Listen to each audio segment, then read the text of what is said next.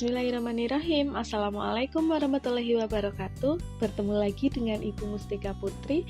Untuk kelas 11, Ibu mengampu mapel administrasi pajak. Jadi selama 1 tahun ke depan kita akan belajar tentang perpajakan. Untuk materi kita yang pertama dalam administrasi pajak, kita akan belajar mengenal jenis, ketentuan umum, dan tata cara perpajakan. Adapun untuk kompetensi dasarnya, di sini bisa kalian baca, dan kompetensi dasar ini nanti dibagi menjadi 2 pertemuan. Pertemuan yang pertama kita hari ini, kita akan belajar tentang apa sih itu pajak, bagaimana ciri-ciri pajak, apa saja fungsi pajak, dan jenis-jenis pajak. Apa itu pajak? Kita sudah tidak asing lagi dengan istilah pajak. Terus kenapa sih kita harus membayarkan pajak? Jadi seperti yang sudah kita ketahui bahwa negara kita itu memiliki banyak sekali pengeluaran. Ibarat kita itu di rumah, kita itu membutuhkan buku, kita membutuhkan handphone untuk belajar, kita membutuhkan kuota internet. Demikian juga dengan negara kita. Negara kita ini sangat luas, otomatis pengeluarannya pun juga sangat banyak. Nah, kalian bisa cek di APBN, pengeluaran-pengeluaran itu berasal dari mana? Dan ternyata 70% dari pengeluaran negara kita itu dibiayai atau berasal dari pajak. Oke, dalam kehidupan sehari-hari, kalian itu pasti sudah tidak asing lagi dengan pajak. Contoh yang paling mudah adalah saat kalian berbelanja di minimarket atau di supermarket. Perhatikan struk yang kalian dapatkan. Dalam struk itu tertera PPN. Apa itu PPN? PPN adalah pajak pertambahan nilai. Jadi, belanjaan kita atau total pembelanjaan kita itu di dalamnya sudah termasuk dengan pajak. Contoh yang kedua adalah saat kita memiliki kendaraan bermotor, bisa berupa motor atau mobil. Setiap tahunnya bisa ditanyakan ke orang tua kalian, pasti orang tua kalian itu membayarkan pajak kendaraan bermotor. Besarnya berapa pajak kendaraan bermotornya bisa kalian cek di STNK yang orang tua kalian miliki. Di situ tertera berapa jumlah pajak yang harus dibayarkan. Lalu contoh yang ketiga adalah saat kita makan di restoran atau di tempat makan ya. Saat kita makan di restoran, saat kita membayar itu sudah dikenakan pajak restoran besarnya sebesar 10%.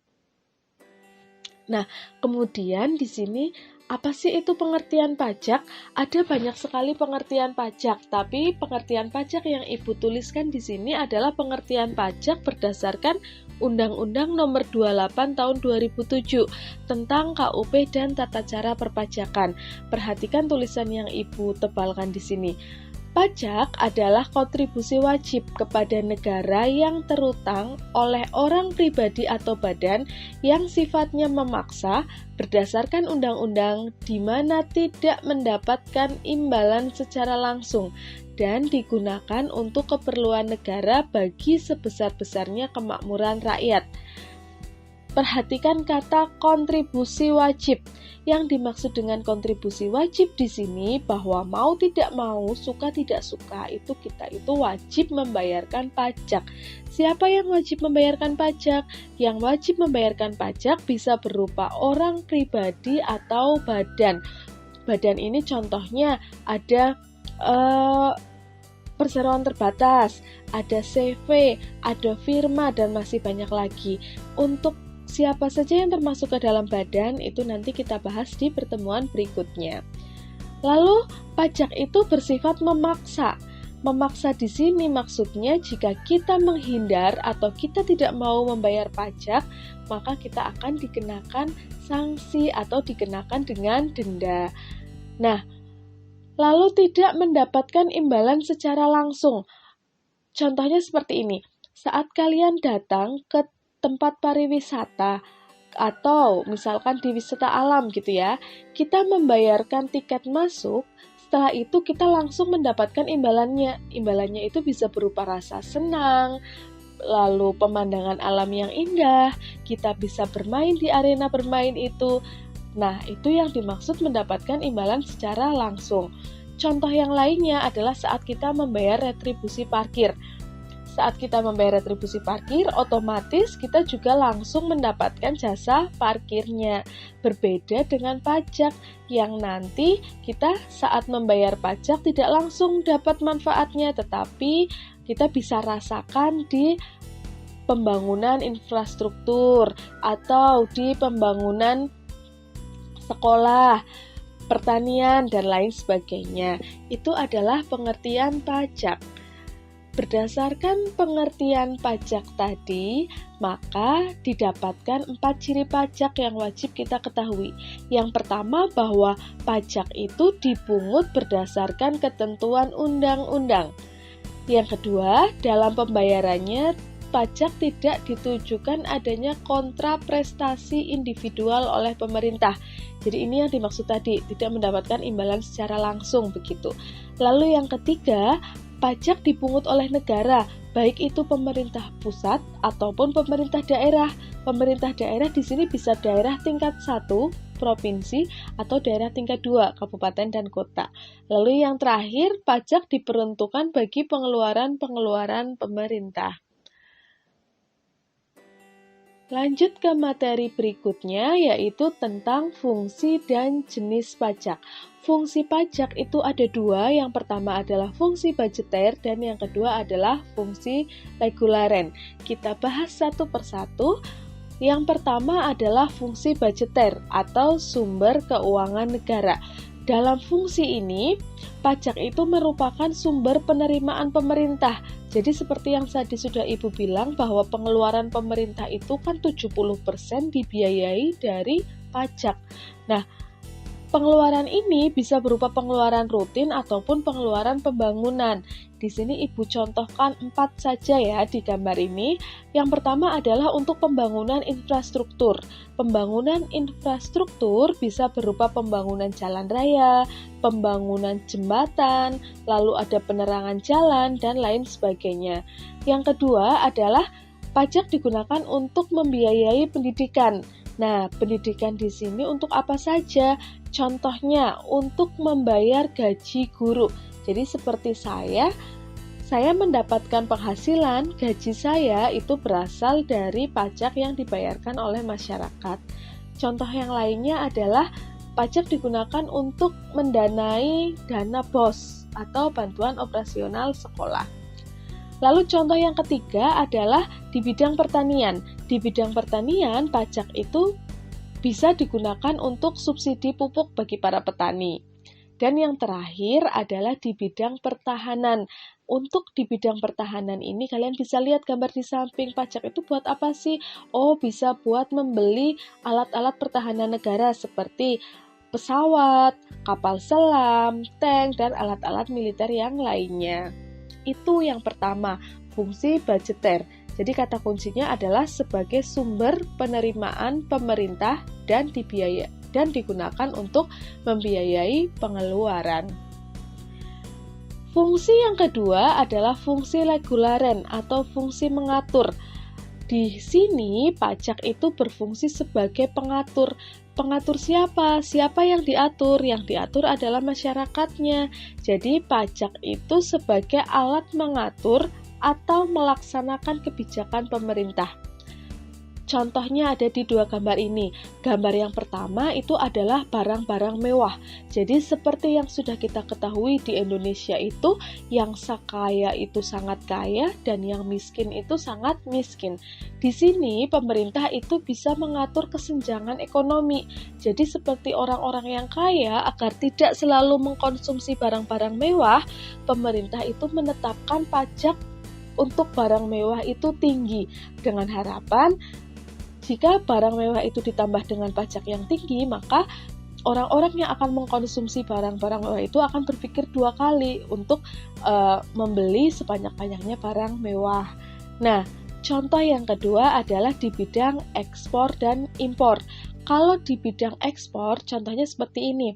Jika pemerintah itu ingin meningkatkan ekspor sebanyak-banyaknya atau ingin agar pengusaha kita melakukan ekspor yang banyak ke luar negeri, maka pemerintah itu menetapkan PPN 0% untuk ekspor dengan harapan semakin banyak nanti pengusaha-pengusaha kita yang melakukan ekspor ke luar negeri.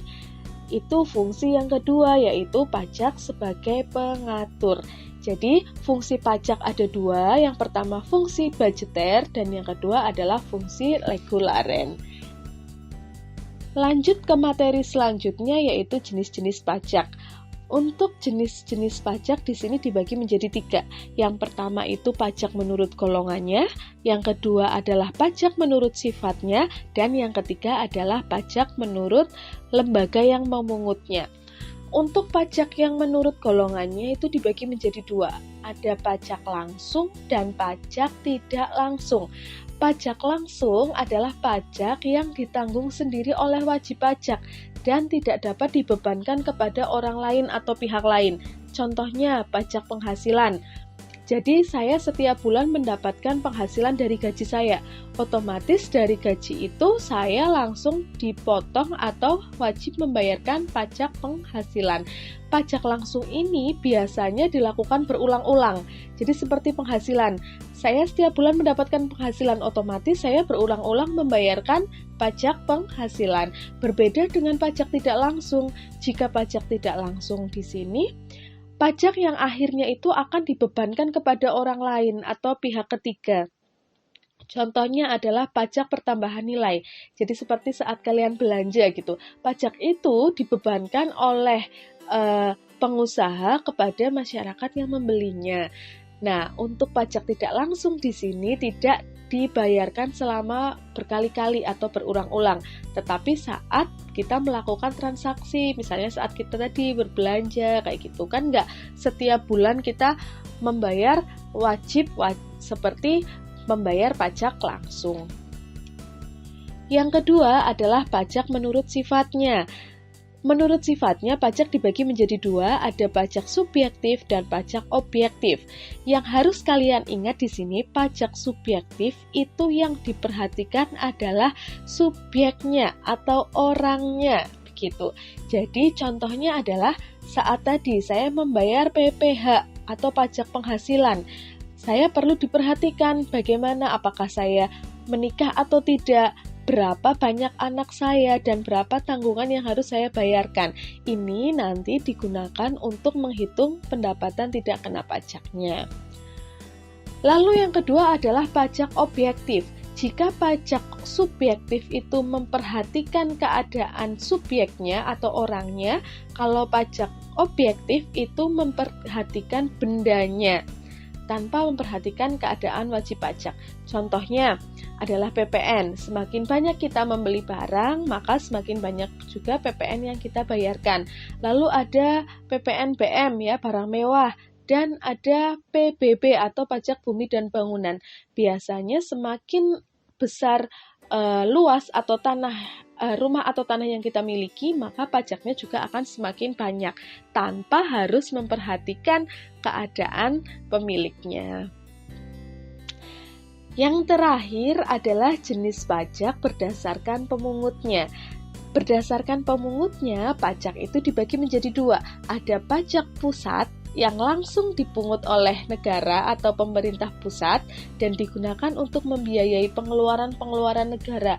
Contohnya itu adalah PPh dan PPN. Yang kedua adalah pajak daerah atau pajak yang dipungut oleh pemerintah daerah. Bisa pemerintah daerah tingkat 1 ataupun pemerintah daerah tingkat 2. Nah, kalau pajak ini digunakan untuk membiayai rumah tangga masing-masing daerah. Contohnya, pajak yang dibayarkan kepada provinsi itu adalah pajak kendaraan bermotor. Jika pajak yang dibayarkan ke daerah tingkat 2 atau kabupaten kota, contohnya adalah PBB, pajak hotel, pajak reklame, dan lain sebagainya. Itu tadi untuk contoh pajak pusat dan pajak daerah. Jadi materi kita hari ini adalah tentang jenis pajak, ciri-ciri pajak, fungsi pajak, dan pengertian pajak. Terima kasih sudah menonton video kali ini. Sampai jumpa di video pembelajaran kita selanjutnya. Tetap sehat, tetap semangat. Assalamualaikum warahmatullahi wabarakatuh.